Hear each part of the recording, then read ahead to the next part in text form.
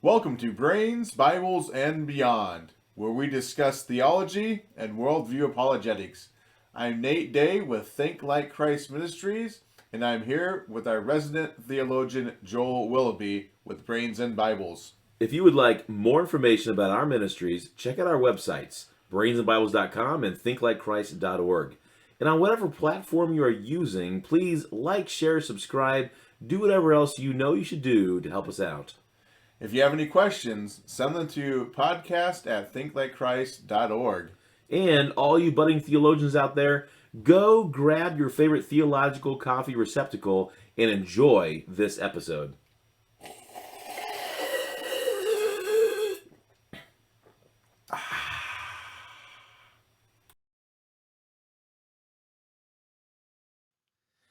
In this episode, we're going to discuss our series of interviews on methods of evangelism. So, Joel, what all are we including in this series? I know we just had 3 episodes come out with some interviews and some missionaries. What else are we including in that? Oh yeah. Well, what's interesting is that we started going through some of this. I remembered even an old missionary interview that we did back in August 1st. At least it was published then. That was episode 9. And that was with Rob Willoughby, my brother, missionary in Estonia. Yeah. So we did talk a little bit about evangelism, discipleship. We talked about a little bit more too, as we have done sometimes in some of these other episodes as well. So I decided to include that in the series. Yeah, that makes sense. So we'll throw it in. Then everything else has been really recent, actually. The next thing to come was right before episode 15. So it's a special edition. And that was this special interview with an underground missionary. The unknown, unmentioned, Yes, right. unlocated missionary. Right. And so he's just kind of randomly put in this list to help throw off other things and whatnot. And so we got to keep him a secret. This person. Okay. And then anyways, after that, then we go on to episodes 16, 17, 18. And so 16 would be with Carlos Montoya from Honduras, native, and they all have been seminary trained in America, whether they're native somewhere else or not. And so it's really awesome to have people of their own culture going back and, training other people. And that's the ultimate goal.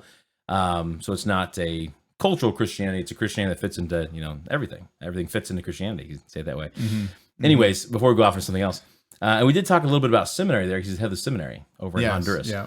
And so we learned cool things like it's not Honduras, it's Honduras. Kind of a neat little, I might have missed that part. I didn't know that, and I was corrected. And there's I've great never known Honduran coffee as well, apparently. Okay, Honduran. so you gotta check that out. That was episode 16 back in March 19th. We aim to educate here. We do. That's right.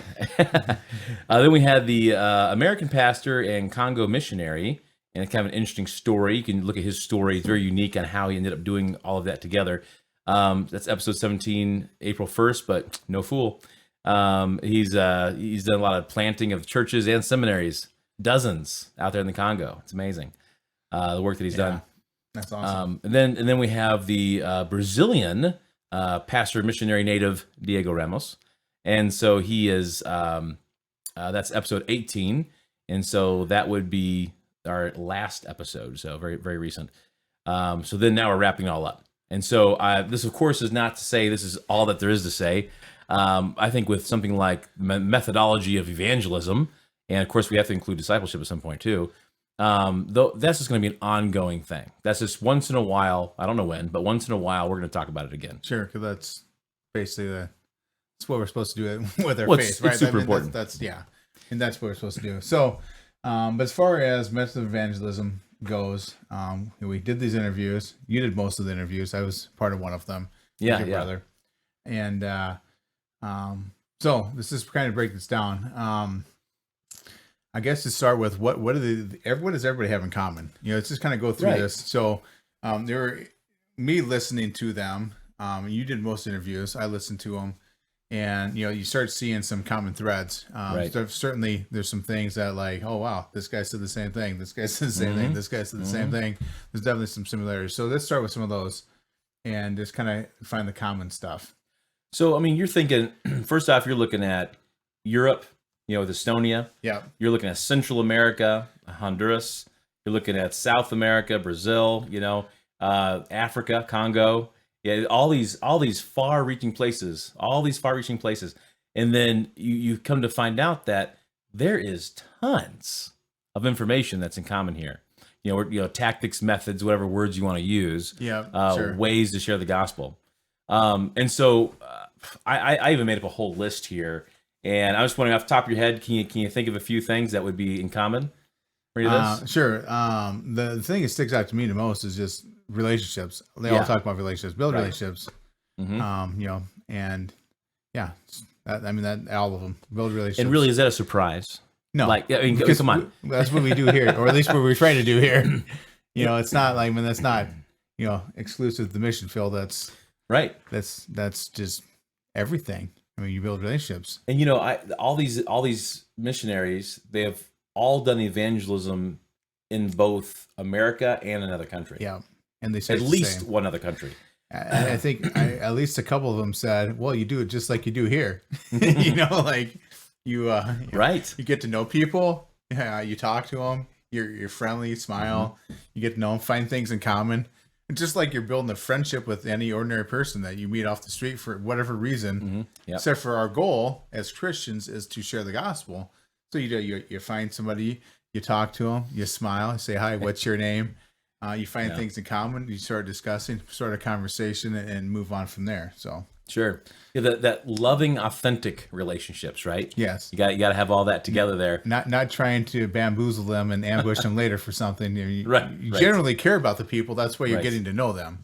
It's not just some mind game that you're playing to manipulate them. Right. Absolutely. That's so important to make clear.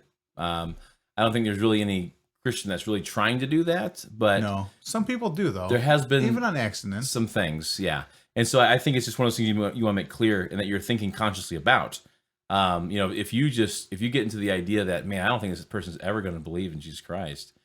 Well, you don't cut off the relationship. Even if you do have that thought, this is a person worth investing in, right? And don't be a weirdo. Yeah, that's a good rule. Be normal. That's a good rule. Be normal. Don't be a weirdo. I guess I'm out. The gospel is not a presentation; it's a conversation.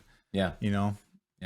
All these things that we've most of us been told our whole lives. You remember those things. Yes, that's right. No one likes presentations. The dream is that you would go up to somebody and they'd say, "Man, I don't know, everything just feels wrong," and you go, "Oh, have you heard about Jesus Christ?" They go, "Who is this?"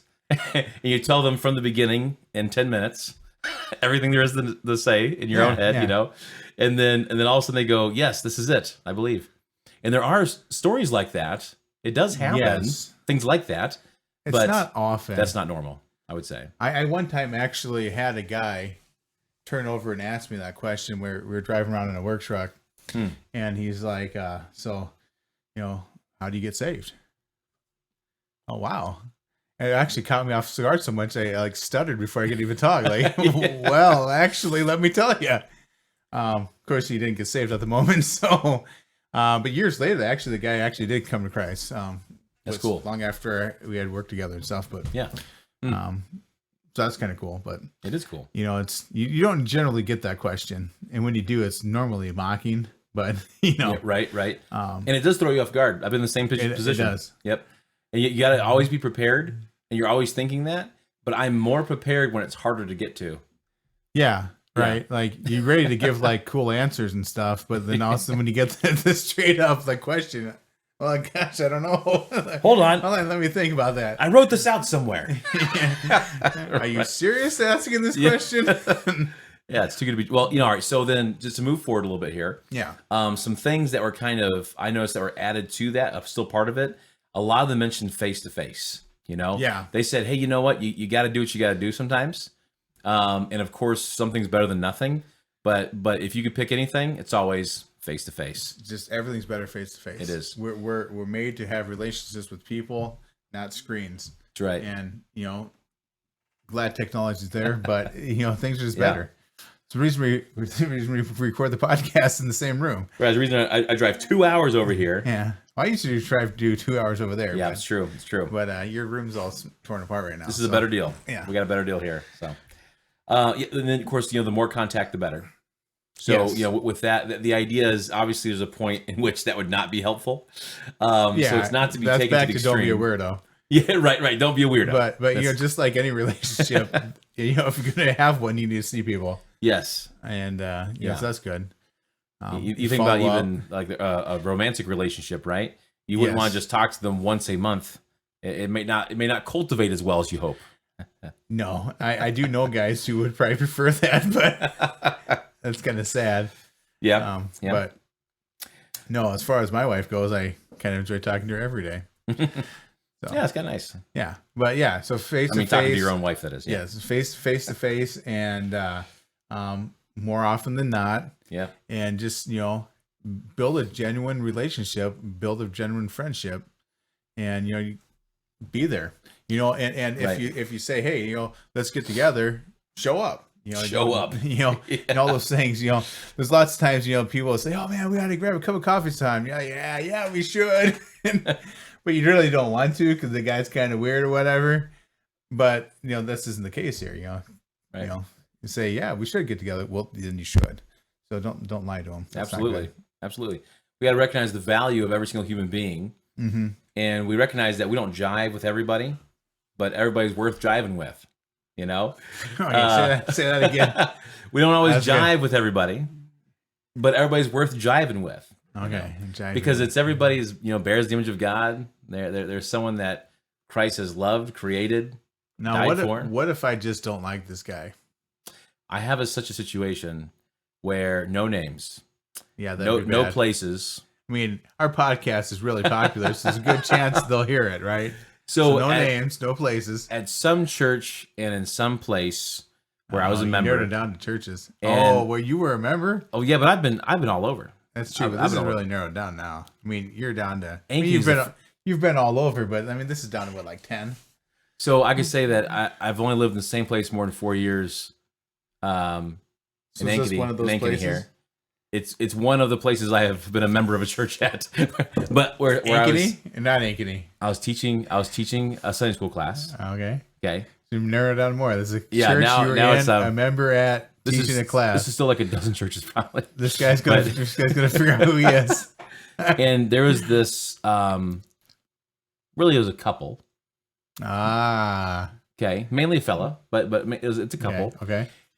And I just there was nothing sinful about them. I mean, they're sinners, but there was nothing like they were not wronging me. They weren't doing any. They're godly people. Sure. Okay. Yeah, good members and good standing, and you know, I can say lots of good things about them. But I just was annoyed. Could they say anything good about you? I was I don't know. I would say in this modern day, we both would be saying good things about each other. I know that for a fact. And so here's the idea. I had such a problem. I'm like, what's wrong with me? Because this person is just constantly annoying me, and I just didn't like it. It's one of those things where you get to the point where you want to just walk around the other side of the room, avoid eye contact. And that's not right. No, that's very, especially at church. It's very anti-biblical. Yep, it is. You know, there's actually several verses that make sure that doesn't happen, essentially. But anyways, so what I started doing is I started praying to God every day. And every day I would pray to him specifically, help me love these people. I want to love them. I need to love them. I need your help. I help me love these people. And every day I'd pray that. And it was probably only a couple weeks. And I usually only see him on that Sunday morning. Sure. And it's just a couple weeks, and I loved him. And so God just changed my heart. It's wonderful. So I think that can happen with people. If you have the ability to influence someone, and what I mean by that is you're rubbing shoulders with them on at least a semi-regular basis, and you don't really get along with them or something, just pray to love them. You know. I think there's a lot to that. God likes that kind of prayer request. He already knows how you feel. Yeah, that's true, right? He's the one that fixes us. He's the one that makes us right to work correctly. So anyways, a little bit of a ramble there, but yeah. So back to it, face-to-face meetings, loving relationships, build an authentic, loving relationship, having more contact, not fake, but real. You're building a friendship with someone. Contact is good. Yeah. Dig into the culture and community where you're at. Yes. You know, that's another common thing that they said. Yeah. And so that would be find your similarities and common grounds. Right. You know, if you like sports, you talk to them about sports. I know you're not a huge sports guy, but I mean, You can make it up with the best of them. I get a little bit. To an extent, I don't want to be a liar, right? I don't want to be a liar. No, you don't want to lie. But you find things. So if you're not a sports guy, what do? You find something else you're in common with. Maybe the guy's married. Maybe he has kids. So you talk about that. Mm-hmm. You ask questions about their life, and in turn, sometimes they ask questions about your life. Not everybody does. Right. But you're genuinely interested in them, so you ask questions because that's normal. And everybody likes talking about themselves. When you ask questions about them, they'll answer it generally, and that's how you get to know people. Just in general. I mean, that's just how you make friends in general. So yeah, obviously, as Christians, if we're making friends with unsaved, our goal needs to be to lead them to Christ. Keep hitting my microphone. And so, making friendships, asking questions, finding out things that you have in common. Maybe it's somewhere you live, maybe it's somewhere you've traveled. It can be all kinds of things. I mean, what are, obviously sports are a lot to go to for a lot of guys. Hey, I like football, I like soccer, I like baseball, whatever, and you find similarities there. There's all sorts of community programs and little hobbies and stuff. It's so interesting. Culturally, there's places where there's certain people that will gather in a certain place at a certain day of the week or time of the week or something, and you just go hang out and just, hey, what's up? Yeah. Depending on the neighborhoods and whatnot. And or like, Diego mentioned that when in his interview, and he mentioned having that captive audience on a bus. The buses. Yeah. And so that might not work in every culture, but over there it's common. And they're just going to leave their earbuds in if they don't want to listen. Or they might listen. You get up there and just preach. You can preach until, you have that whole time until the bus stops again that they have to listen, So you can get some good stuff out there, and that some people might want to follow up with you. If nothing else, a good way to practice. Yeah, good way to practice. You're not going to see them anymore. They're going to get off the bus. Yep. But you know what? How many times you say in your life, man, it's a small world. It's amazing how you do keep meeting people again.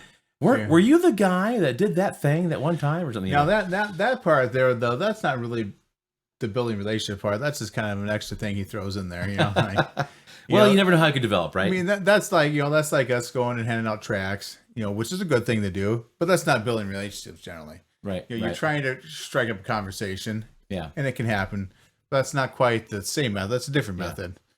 With methods of evangelism in general, you got to understand there are, let's just make up a number, but let's say there's 300 There's methods. lots of methods. Yes. Okay, because it really is lots. There's a lot of methods. Little things you can do.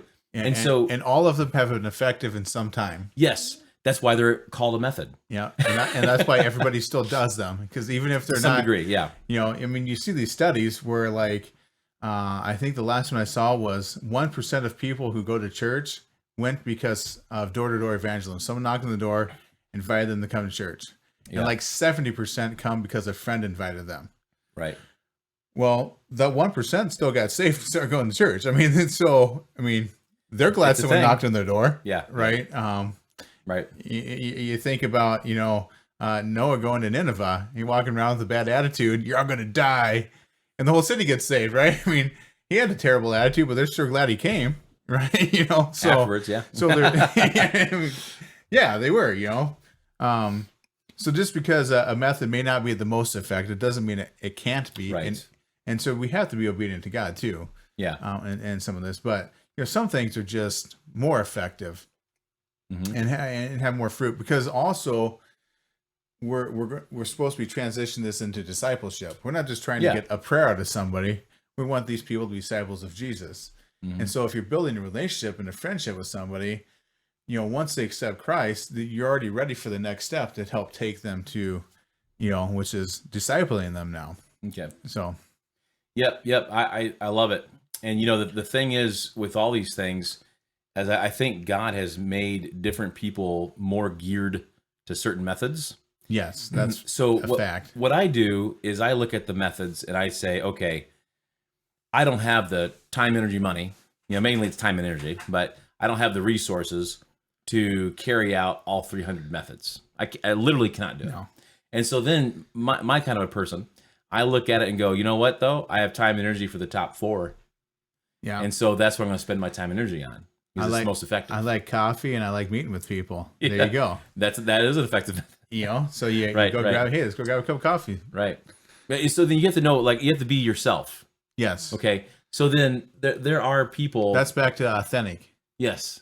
Right. Be authentic. Right. Yeah. I mean, if as long as you are yourself in a godly way, Mm-hmm. and you're going out there mixing with people, Yeah, I mean, it should be happening. people, I mean, you meet people at jobs all the time, and all these things still apply. Strike a conversation, get to know a guy. Who knows where that conversation will lead. Right. So often somebody will say something, oh, my life stinks, blah blah blah. We have hope, so you can offer it to someone. Yep. And it doesn't take a long time. Yeah. And who knows where that will go, or where it will lead to. Well, I'll So often always say be looking for opportunities. with something like that, I'll even say, I used to feel that same way. Yeah, that's a good one. It may not be in the same way you are, but everything you're saying, that resonates with me. Yeah. And let me tell you how it changed for me, because I don't want you to keep feeling that. you know? Yeah. And then just go into the story. And being good. Yeah. Be good at telling your story. Right. Because everybody likes stories, first of all. Yes. And that's why we read books and watch movies. We like stories. The human beings like stories. That's how we're wired. And we like heroes. We like stories. We like conflict and victory. That's cool. And so, have a story. I was once this way, now I'm this way. And you can relate to people, because everybody's hurting in some way. Everybody has problems in some way. Yep. Some people haven't admitted it, but they're seeking for something. And if you can come along and say, you know what, I understand, and I used to have that, but God changed my life. Who knows where that will go. Right. My dad is actually fantastic at this. It's unbelievable. He random talking to anywhere we go. He always just randomly talks to strangers, just friendly. Just talks to whoever, and it's remarkable how easy he can just share bits and pieces of his story. I used to be like that. This is me, and now I'm this. And ever since I was a kid, you'd see it bits and pieces here and there. Be with him, and some people are just easily conversationalists, and we all need to get that way and get good at sharing what Christ has done for us. Yeah. Right. Absolutely. Another one, our secret missionary friend was talking about even reaching out to refugees. You can check your city and just see where they are, where they come from, and you can figure out how to reach them. Yeah, I mean, we have refugees all over this country coming in from everywhere. So it's crazy. Yeah, so many. That's why America, I think, is the #1 battlefield for evangelism. And these are people in need. Mm-hmm. They're coming here because they're refugees. They're in need. They could use a friend. Right. So it's a great segment of our population that could be shown some love. And in an interview, I do believe we covered. Maybe it was outside of the interview, but I think it was in the interview that he said that the #1 thing that the people group he was working with were asking for, and these are people that are severely impoverished, that have gone through horrible circumstances coming out of their country and getting to this one. And they said, we just want an American friend. And not wanting anything material out of them. Just a friend. A friend. I just want a friend. Specifically I've left American everything, friend, and now I'm here. I just want a friend. Yeah.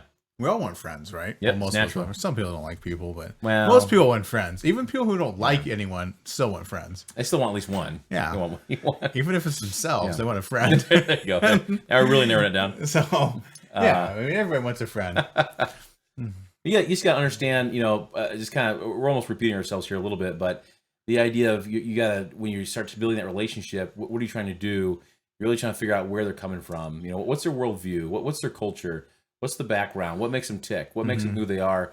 You can't just think like, atheist or Catholic or Muslim or Lutheran or, or whatever it may be, exactly. And not saying that all those groups are unsaved or something necessarily. I'm just saying that the idea is that you're looking into completely different worldviews, ways of thinking. And so you got to flesh that out and talk to them and figure out where they're at. And be able to answer the questions. And if you can't answer the questions, go find the answer for them. Yes. And be honest. Say, you know what? That's a great question. Yeah. I'm sure the answer exists. Let's go look for it, Yes. Well, that's so important because it is like, I think a lot of Christians won't even bring up the gospel because they're afraid of not knowing an answer. Or if they get to a point of not knowing an answer, they're just going to make up something real quick. because that's the feel it's the only way out. That happens. Or they're just so ashamed they just want to hide and never see the person again. But it's actually a wonderful opportunity because now you're taking interest in them, you're wanting to hear them out, and you're not just dismissing what they say. You go, that's interesting. I haven't heard that before. I haven't thought about that before, or something like that. Yeah. And you say, you know what? I haven't heard a good answer for that either. Let's go find it. Let's figure this out. And then, it's like, so can we talk again? And so now you have a follow up, right? There we go. Got the so follow up. We got to talk again. We got to figure this out. Schedule an appointment from an appointment. Yeah, there you go. The old sales stuff. Yeah, but that's normal relationship stuff, anyways. A lot of times when you say goodbye to a friend, you'll usually end up talking about the next time you're gonna see each other, or you'll say like, well, yeah, I'll text you later, or there's some kind of we're gonna communicate again. Yeah, that you're leaving them with that idea. Generally, unless you're like, glad that guy's gone finally. Just as happy to see taillights as headlights, right? Yeah. Anyway, that's normal. You leave and you set up another time. Hey, we're gonna get together. Yeah. And in this case, if someone asks a question, you can't answer it. That's what you do. Hey, you know what? I'll go look for that. Hey, can we get together next week? Mm-hmm. And that's perfect.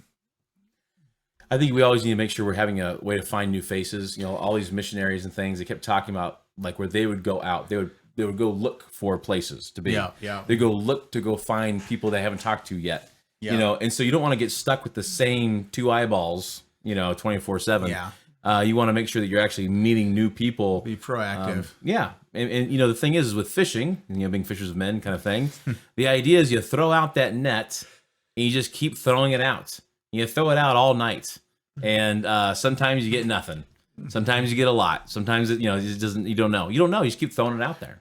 Yeah. And that's kind of how it is. You just keep meeting people, build relationships, share the gospel. Let God do the heavy work. So this is the tricky part here, though. So we've beat this to death now. Build friendships with people. I think we're getting that point across. Yeah, we got it. All kinds of other methods. This is the one that was common through all of them, though. Every one of these missionaries. Hey, just go meet somebody, become their friend, tell them about Jesus, and that right there is the hard part. How do you transition from hey, how was the soccer game Saturday to you know what? Where's your soul going when you die? Right. Absolutely. What a great cliffhanger. I really love that. Good way to end that part one. It wasn't going to be part one, but we had a great conversation. It went twice as long, more than what we intended, but a great conversation. Yeah, so we're going to go ahead and split it up here, and this is going to be part one of the wrap-up of Methods of Evangelism. Yeah. And next month, you will be able to come back and hear part two on this same discussion. We're just going to wrap it up, finish it up, and it gets a little controversial, but not too bad. Yeah, a little spicy, but we like it. You'll just have to tune back in to see what it is. So we will be back next month with the next part to the wrap-up of Methods of Evangelism.